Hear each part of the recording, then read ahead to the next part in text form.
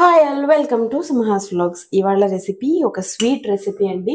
ఇవాళ ఇంట్లో టెంకాయ కొట్టాను, అందుకనేసి ఇంకా టెంకాయ కొబ్బరి తీసేసి, కొబ్బరి చూడండి ఇలా పైన చెక్కంతా నీట్గా చాక్తో తీసేసి వాష్ చేసి ఇలా పెట్టుకున్నాను. స్వీట్ రెసిపీ అంటే బర్ఫీ అండి, బాగా మంచి కలర్ఫుల్గా కనిపిస్తుంది. సో చూసేయండి. మీ ఇంట్లో కొబ్బరి తురుము ఉంటే కొబ్బరి తురుముతోనే పచ్చి కొబ్బరి తురుముతోనే తీసుకోండి. నా దగ్గర అది లేదు కాబట్టి నేను మిక్సీకి వేస్తున్నాను. Only coconut. సో కొబ్బరి ఇలా మిక్సీ పట్టేసుకోవాలి. ఒక కప్పు కొబ్బరికి 1/4 కప్పు చక్కెర అండి, తర్వాత 2 యాలకులు. సో 1/4 కప్పు చక్కెరలో కొద్దిగా మాత్రమే మిక్సీకి పోసుకుంటున్నాను, మిగతాదంతా కొబ్బరిలోకే వేసేస్తా. ఈ చక్కెర ఎందుకు వేస్తున్నానంటే యాలకులు బాగా మెదగడానికి.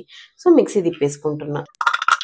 స్టవ్ ఆన్ చేసి బాణలి పెట్టుకొని వేడి చేసుకోవాలి. బాణలి ఫస్ట్ కడాయి వేడైపోయింది.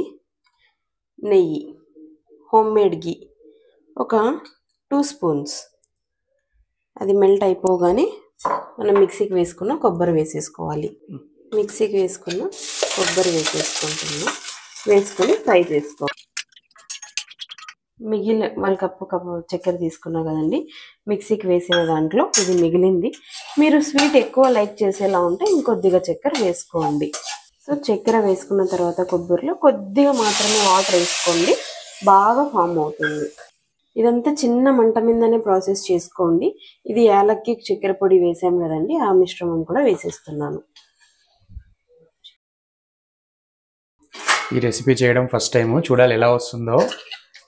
చూస్తుంటే చాలా బాగుంది, వాసన కూడా బాగా తెలుస్తుంది.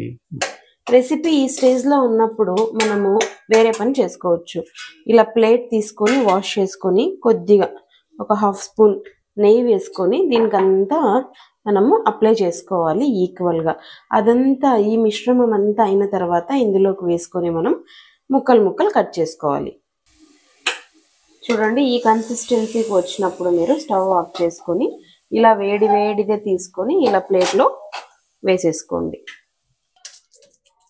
ఆకు తీసుకొని కొద్దిగా ఇలా గీ అప్లై చేసేసుకొని కట్ చేయడం.